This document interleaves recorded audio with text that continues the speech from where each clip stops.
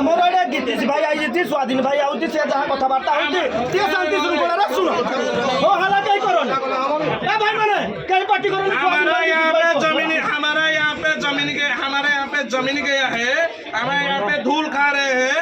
हम जब हमारा आयु 70 वर्ष का अब स्टार्ट हो गया, अरे तुम बाहर से आके यहाँ पे पैसा खा के ड्राइवर रोकोगे, हमारा ड्राइवर रोकोगे, जो भी प्यार में चला था उसको रोकोगे, हम जो जगह रखेंगे। चला यहाँ पे मनमानी करोगे, चला हमारे जगह को आके।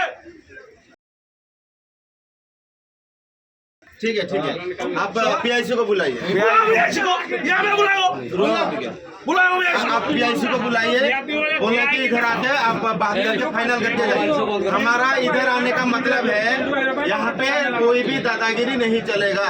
हमारा आदमी लोग आपके पास ड्यूटी करेंगे, तनख्वाह लेंगे। इसके अंदर कोई भी दादागिरी टाइप का आदमी को आप यहाँ पे